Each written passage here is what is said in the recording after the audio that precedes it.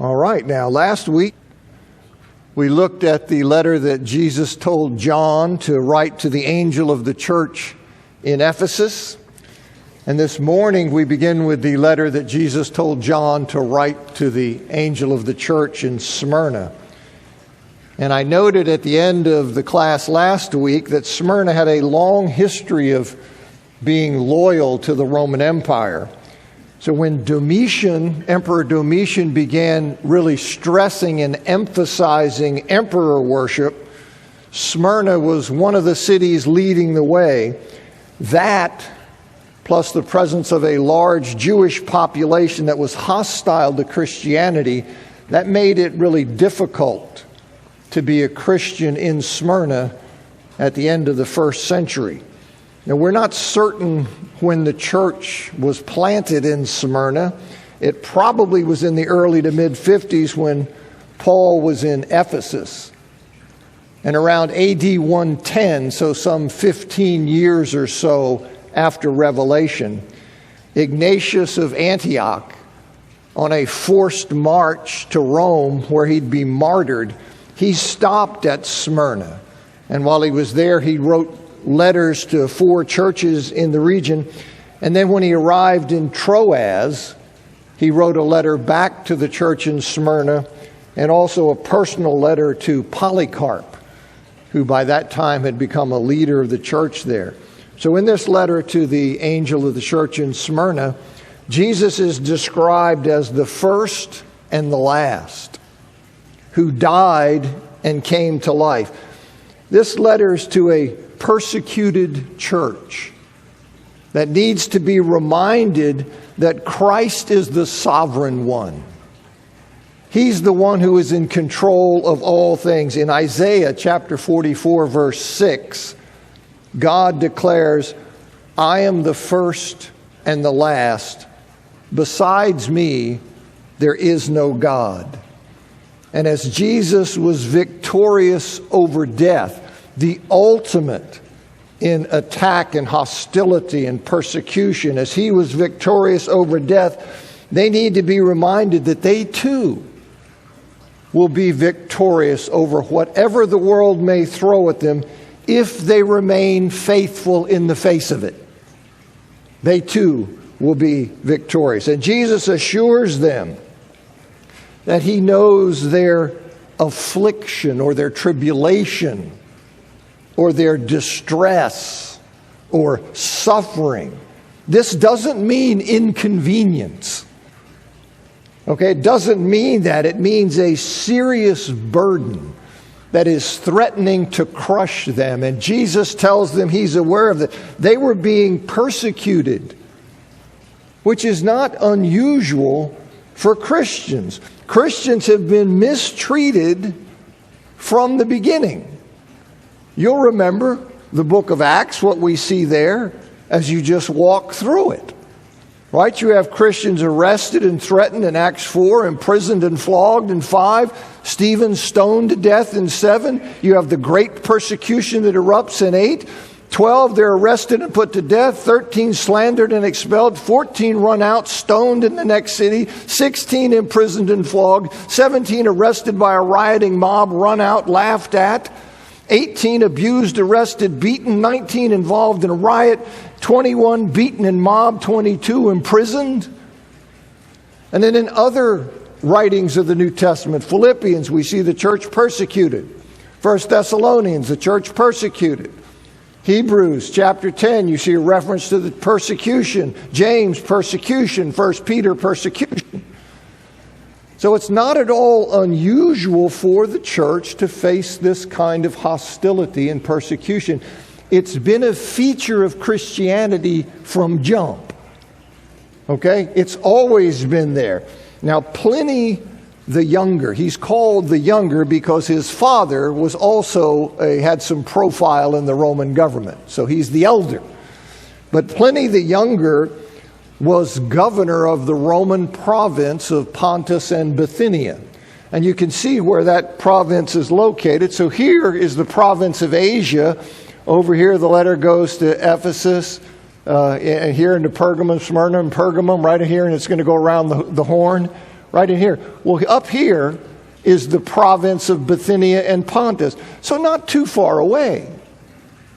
So Pliny the Younger is governor of the province there, and in AD 112, okay, so Revelations 95, 96, AD 112, we're not too many years beyond that, where we have this governor of the province of Pontus, or Bithynia and Pontus.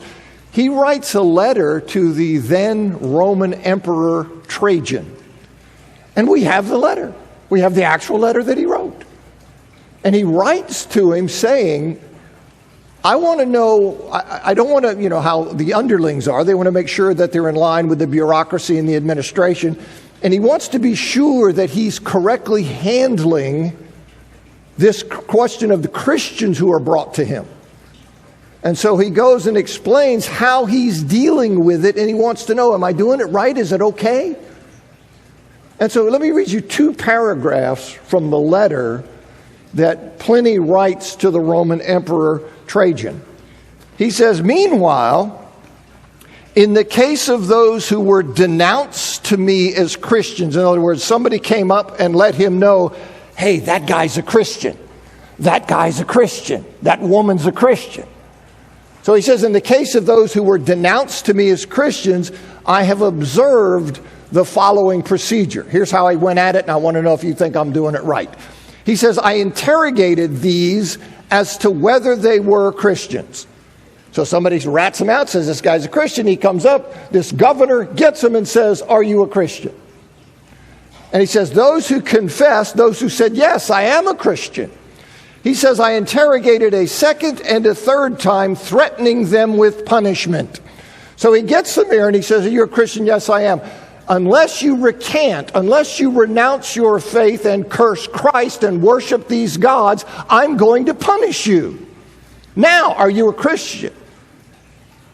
And so this is what he does to him. And he says, I interrogated him a second and third time, threatening them with punishment. Those who persisted, I ordered executed. Okay, real letter, real person. This was life for the Christians living there. And he says, for I had no doubt that whatever the nature of their creed, stubbornness and inflexible obstinacy surely deserved to be punished. There were others possessed of the same folly. In other words, they too were Christians, but because they were Roman citizens, I signed an order for them to be transferred to Rome to be dealt with. He says, soon accusations spread, as usually happens. In other words, once the word's out that they're punishing and killing Christians, well, now after that, he says, accusations spread because of the proceedings going on, and several incidents occurred. An anonymous document was published containing the names of many persons. So somebody puts out and circulates a writing saying, hey, here's a list of the Christians in the area. Go get them all.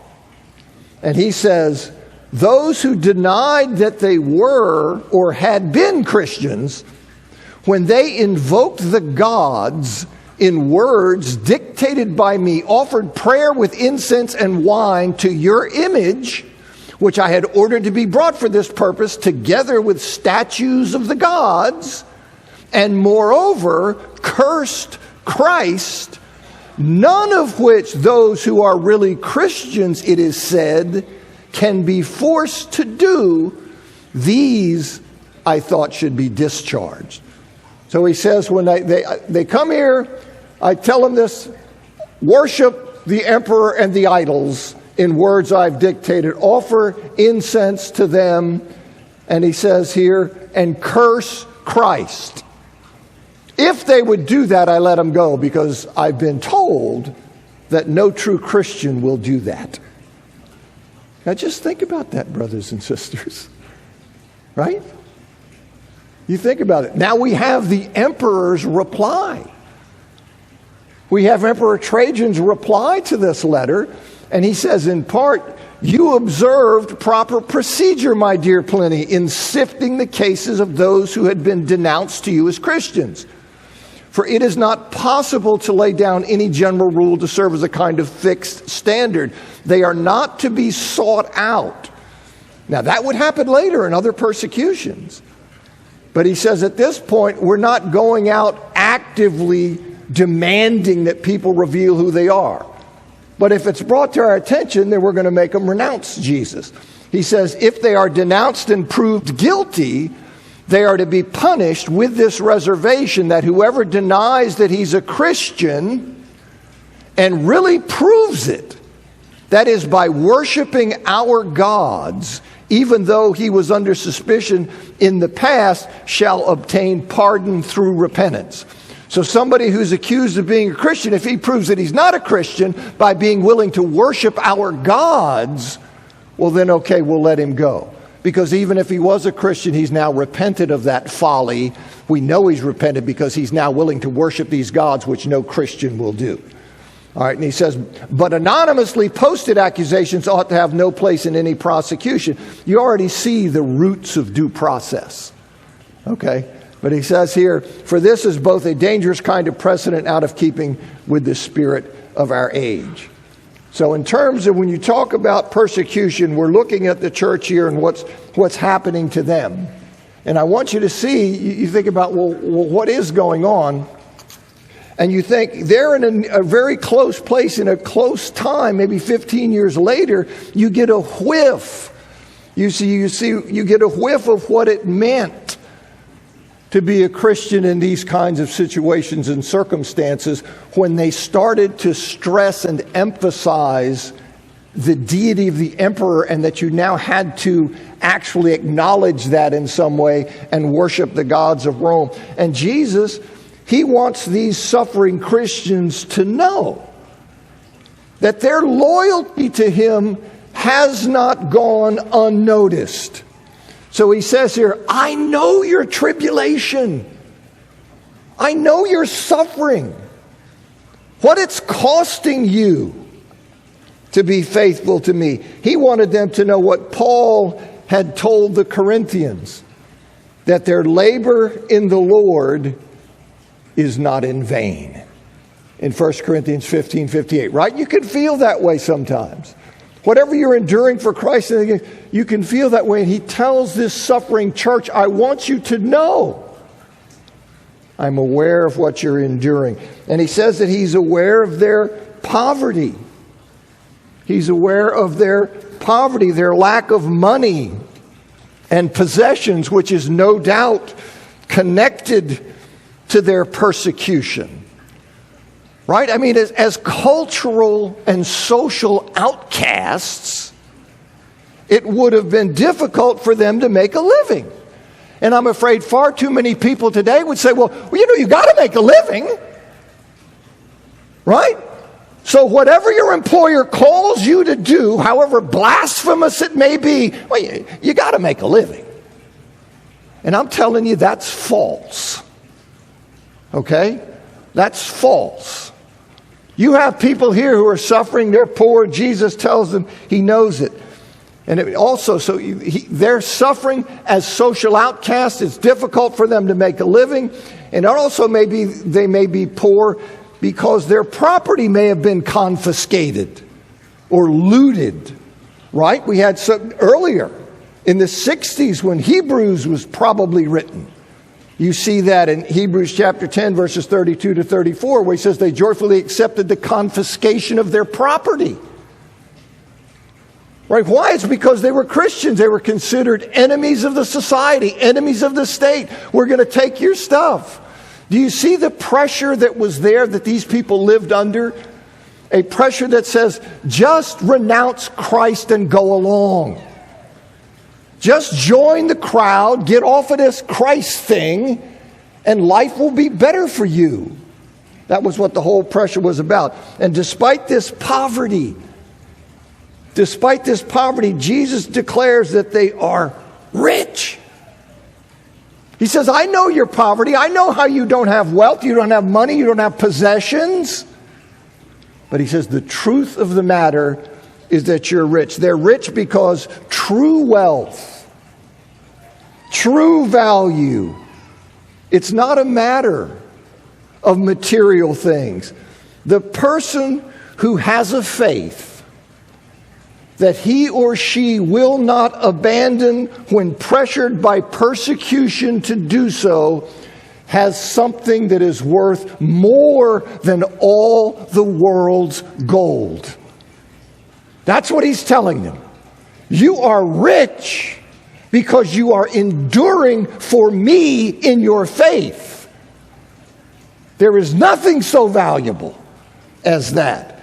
And then he tells them that he knows they're being slandered by non-Christian Jews.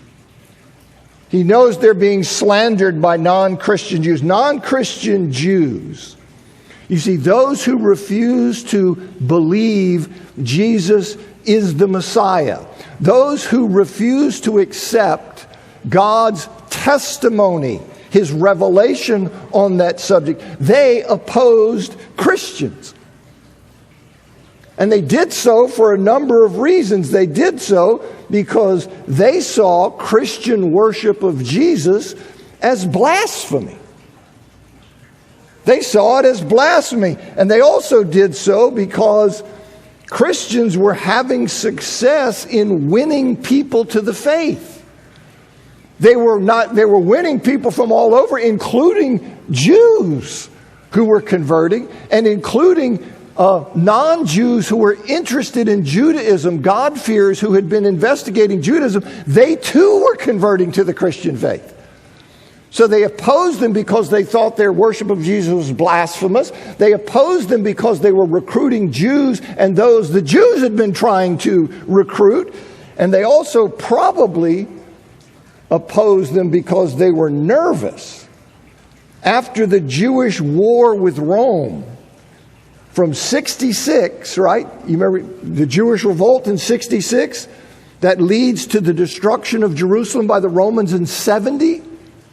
And then the holdout and the fall of Masada in AD 73. So that war from 66 to 73 wasn't that long ago. And they were nervous, probably, about Judaism getting associated with a messianic movement like Christianity. They didn't want to be mixed together and be identified because of the fear of the consequences that may have on Romans' assessment of Judaism. So all of these things led to these non-Christian Jews who were opposing Christians. And these Jews, they slandered Christians, presumably by fanning the lies that were in the society and the culture about the Christian faith. They slandered Christians presumably by fanning those lies that Christians were engaged in criminal and antisocial behavior, things that they were immoral. This was said about Christians, lies. But you find this all over. They were immoral. That they were immoral and they were subversive, that they were contrary, you see, to the society and the people. They were atheists. They were cannibals. That's what they picked up from the Lord's Supper. They started saying that when they meet together, they had taken the body and the blood. They're cannibals. They said that they were arsonists. And so they renounced, they slandered them by fanning the flames of these lies that were already present out there, and also by sometimes renouncing individual Christians before the Roman authorities as being threats to the public peace and welfare. Lying about them and saying that these people are threats. There's evidence of that in Smyrna some 60 years later. This very thing you see when Polycarp was killed in Smyrna by the Romans.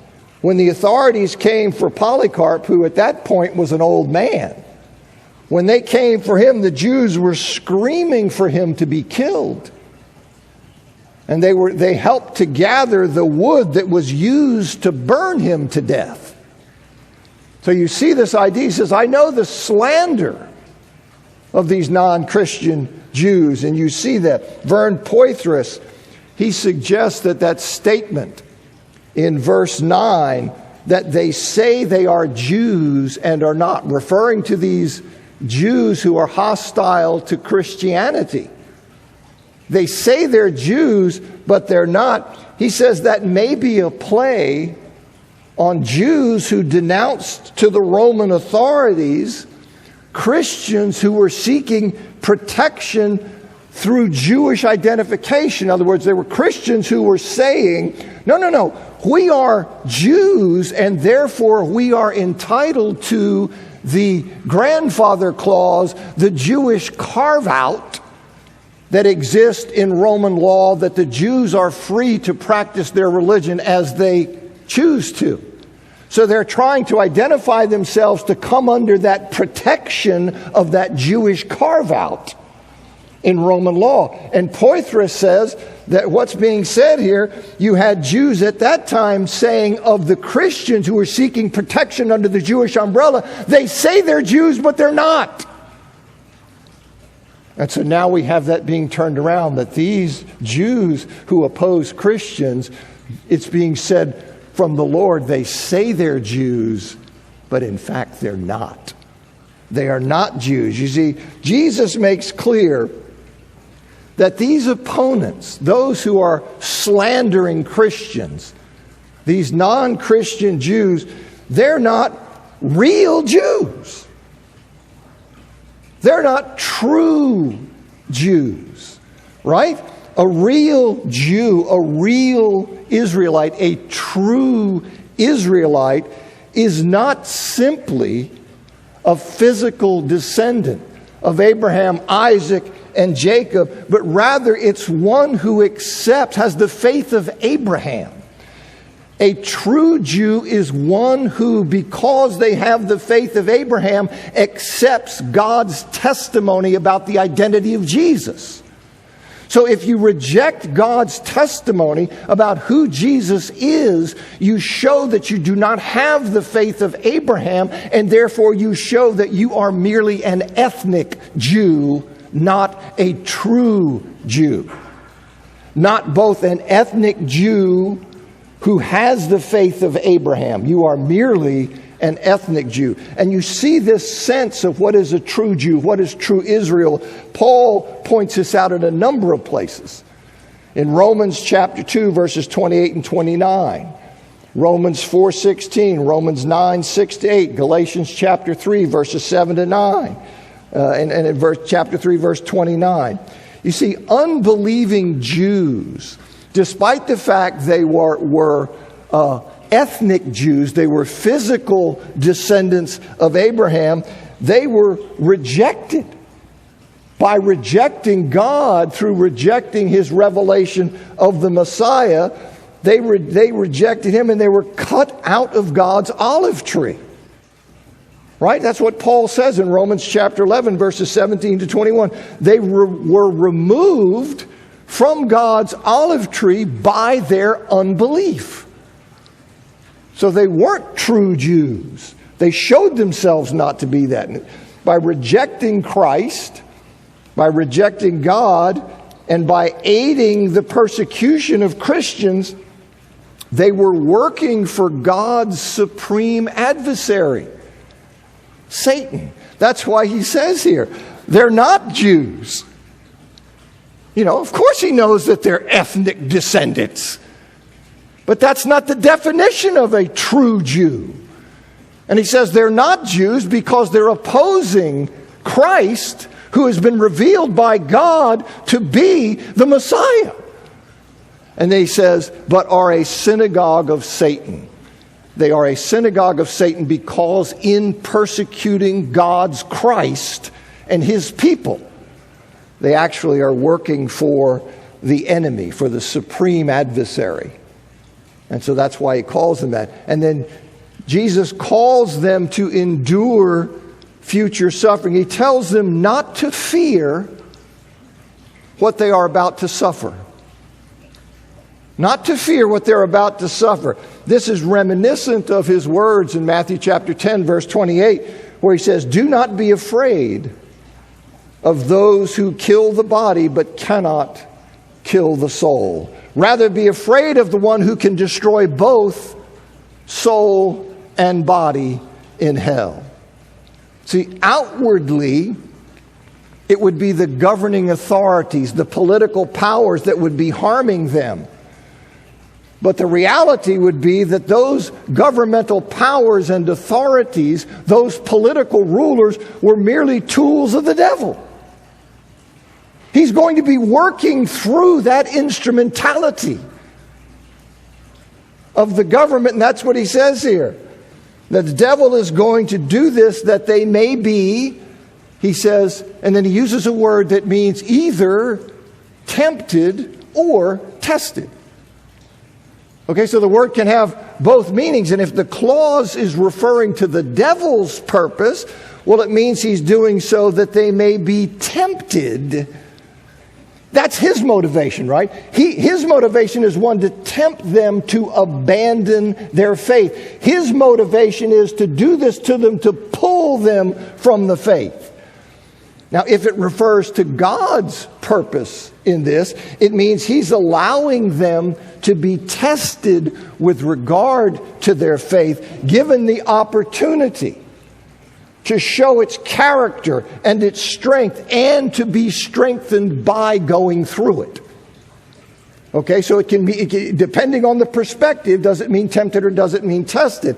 And in saying that they will have tribulation for or during 10 days, he's probably indicating that the total time of the specific affliction of which he's referring, 10 is a symbol of completeness or totality, oftentimes in apocalyptic literature, perhaps stemming from the fact that 10 is the complete or full number of fingers. But what I think he's saying when he says 10 days, he's saying that the full time of the specific affliction that he's talking about, that it will be relatively short. It is the full time because it is 10. It is relatively short because it's given in days rather than months or years. So I think what he's saying to them is that you will, for or during this relatively short period of time in Smyrna, you are going to undergo a particularly severe affliction. So it was going to be extreme, though it was going to be relatively brief, and it was going to cost some of them their lives. Right? I mean, this is hard news. But this is the Christian faith. This is hard news. He says he commands them to be faithful even to the point of death. Right? Do we want to talk like that? I just see that we don't want to talk about what is the depth of commitment. What does it mean to become a Christian? There's always talk about, well, your life will get better, you'll do this and that. That's all true. But listen to what we're talking about here. It's something radical. That Jesus calls you to a loyalty even unto death. And he says it here, right? He tells him that. And that theme appears elsewhere in the book. You see, for example, this is a New International Version translation. In 12:11, they triumphed over him, the accuser, by the blood of the Lamb and the word of their testimony. They did not love their lives so much as to shrink from death. Okay? Remember Pliny's letter to Trajan? A true Christian can't be made to say that. You can't. He'll die before he'll curse Jesus. We have people who won't take the least inconvenience in the name of Jesus. He said, well, if you are called to even die for him, well, then all lesser sufferings and things are included in that, right? If you're called to die for him. Well, so the idea, well, he can't want me to do that. He can't want me to do that. He wants me to be happy. He wants you to be what he's called you to be. He wants you to be good and holy and righteous and God-honoring. That's what he wants. And he's called us to that. In Revelation 14:9-12, an angel announces If anyone worships the beast and its image and receives its mark on their forehead or on their hand, they too will drink the wine of God's fury. If anyone surrenders, if anyone goes ahead and cashes out and says, I'm going to follow the enemy, he too will face the fury. Then he says in Revelation 21:7, those who are victorious will inherit all this, and I will be their God, and they will be my children. But the cowardly, the unbelieving, the vile, the murderers, the sexually immoral, those who practice magic arts, the idolaters, and all liars, they will be consigned to the fiery lake of burning sulfur. This is the second death. Okay, so this is the call of Christ, and you see it here that he's making in their lives. And as Pliny said in that letter, right? He said he'd been told that people who are really Christians, they cannot be made to burn incense to the emperor's image or to Roman gods. Now, I understand how difficult and how frightening this is, right? And all I ever say about it is I just trust that if the time comes, that the Spirit of God will empower me to be more courageous than I am. You see, because I want to honor Christ in my life, but this kind of stuff scares me. Okay? But there have been many, many people who have swallowed this and endured this to the honor of Jesus Christ. The Lord's message had sunk into these early Christians. They had heard it.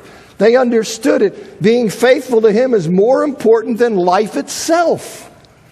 And that puts a different light on such verses as Luke 9:24, where He says, whoever wants to save his life will lose it, but whoever loses their life for me will save it. Faithful unto death. Now, it's quite likely that Polycarp, that he was one of the members of the church there in Smyrna at the time Revelation was written, and that he knew firsthand this episode of suffering, this 10 days, this period of suffering that Jesus had said they were going to endure. It's quite likely he was personally familiar with that. Right? We know by 110 when Ignatius writes from Troas that Polycarp was already a leader at the church in Smyrna. Now, he went on to become a leader of that congregation as acknowledged in Ignatius and known from church history. And in AD 155, he was put to death by the Roman authorities for his refusal to renounce Christ. And we have an account of that from the church in Smyrna that was written not long after Polycarp was killed for his refusal to renounce Jesus Christ. And it includes this. The governor, the political governor, the Roman governor said to Polycarp, I have wild beasts here. Unless you change your mind, I shall have you thrown to them. And make no mistake, he had absolute power to do that. So this wasn't some idle threat. No, you can't do that. I'll appeal. I'll go to the Supreme Court. Forget it. So he had the power to do this. And then Polycarp says, why then call them up? All right? For it is out of the question for us Christians to exchange a good way of thinking, the truth of Jesus Christ, for a bad one, the denial of that truth. Okay? The governor said again, if you do not recant, if you do not renounce your allegiance to Jesus Christ, I will have you burnt to death, since you think so lightly of wild beasts. Polycarp rejoined, the fire you threaten me with cannot go on burning very long. After a while it goes out. But what you are unaware of are the flames of future judgment and everlasting torment which are in store for the ungodly. Why do you go on wasting time? Bring out whatever you have in mind to do. And they burned him to death. This is our heritage. You see? This is the Christian life, the Christian faith. And this kind of commitment and faithfulness, this was repeated throughout church history. Maybe a decade after Polycarp is burned to death, Justin Martyr and 6 other Christians were scourged and beheaded in Rome for refusing to sacrifice to the gods. Origen, famous Christian theologian, he was tortured in Caesarea in the middle of the 3rd century during the reign of Decius. And Cyprian, he was beheaded in 258 during the reign of Valerian, Decius' successor, for refusing to offer a pagan sacrifice. And I've told his story before, where the ruling power says, you know, you don't worship our gods, you're an irreligious guy for not doing that, you're a bad guy, and I'm going to cut your head off. And his response was, thanks be to God. Right? Their faith's right there. Thanks be to God. Do you see the kind of trust and faith in the power of Jesus? What we've done? That we are with Him. Nothing can get us. Not death, anything. Because of who He is. And of course, many people suffered horribly in the great persecutions under Diocletian in 303 and 304. I've read to you some of that before. Now, Jesus promises that He will give the faithful a crown of life. This is the victor's crown that was awarded to athletes who triumphed through struggle. That's this crown. Smyrna was famed for its games, so that would be a natural metaphor. And the crown, it's a crown of life, because the faithful will be resurrected. Resurrected. Like Polycarp saying, this flame's going to burn for a little bit. You see, but there's something more in store for me. This isn't it. So how in the world would I cash out and reject the one who holds the power over all things simply to satisfy you? Or to preserve my temporary life here? Right? When you look at it that way, it's crazy. But this crown, it's the crown of life. The faithful will be resurrected to an eternal, glorious life, just as Jesus was, the one who died and lives again. That's in store for you. Paul certainly grasped this, right? Paul understood this when he writes in 2 Timothy chapter 4, verses 6 to 8, "For I'm already being poured out as a drink offering, and the time for my departure has come." This is during his second Roman imprisonment. He's right at the door of death, and he says, "I have fought the good fight." Paul, did you think you... Let's look. Paul was a faithful servant, right? You can be a faithful servant without being sinless. Isn't that good news? Because every one of us, we're all sinful. But you can be a faithful servant. You can even be righteous, right? Not perfectly. I understand that. But the Bible does refer to some people, right, relatively speaking, as being righteous. Nobody's sinless. But in any event, he says, I fought the good fight. I've finished the race. I've kept the faith. Henceforth, there's laid up for me the crown of righteousness, which the Lord, the righteous judge, will award to me on that day. And not only to me, but also to all who have loved His appearing. You see, who have maintained the faith in Him and look forward, look forward, look forward. Have not renounced Him, have not cut from Him, but who've lived faithfully for Him. And Jesus assures them that those who overcome, those who are victorious, meaning those who remain steadfast in their faith, in the face of all that the world throws at them, He tells them that they will not be hurt by the second death. On the contrary, they will receive eternal, glorious resurrection life. They will not be hurt by the second death.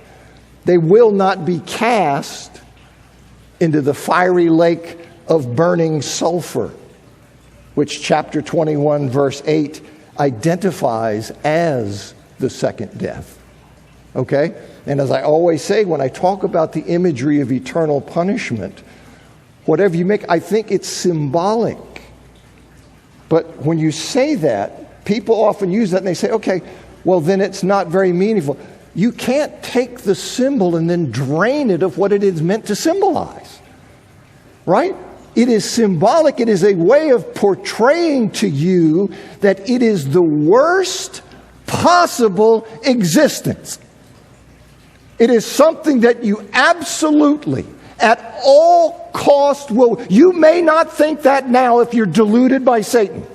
You may think, oh, that's just crazy stuff. I don't know if I believe that. I don't know. But when it comes, you will mourn every second. You will mourn every second because there will be nothing as dismal. Nothing. And that's why he's trying to warn us with such stark imagery. Whether it be total blackness, shut out from everything, whether it be fire. He is saying to you that that judgment is something you want no part of. And you need to do everything to avoid that. And then he exhorts them to heed his words, saying, he who has an ear, hear what the Spirit says to the churches. All right. Pergamum. I'll read it and then I know the bell will go off. And to the angel of the church in Pergamum write, the words of him who has the sharp two-edged sword. Know where you dwell, where Satan's throne is. Yet you hold fast my name, and you did not deny my faith, even in the days of Antipas, my faithful witness, who was killed among you, where Satan dwells. But I have a few things against you. You have some there who hold to the teaching of Balaam, who taught Balak to put a stumbling block before the sons of Israel so that they might eat food sacrificed to idols and practice sexual immorality. So also you have some who hold the teaching of the Nicolaitans. He says, therefore repent. If not, I will come to you soon and war against them with the sword of my mouth. He who has an ear, let him hear what the Spirit says to the churches. To the one who conquers, I will give some of the hidden manna, and I will give him a white stone with a new name written on the stone that no one knows except the one who receives it. So here, Pergamum, it's located about 70 miles. You see the loop that's being made. Ephesus, Smyrna, about 40 miles north. Now we're going about 70 miles north. Pergamum's about 70 north of Smyrna, but it's about 15 miles inland. So it's not on the coast, and it's where the modern city of Bergama is located. Now, as early as the second half of the first half of the second century, this place had a library that had 200,000 volumes. And I say that just because our ideas sometimes we think, these people just really, they had a library that had 200,000 volumes. So, shake that idea that these people, they just came out of a cave somewhere. That's not true. Over time, thanks for coming.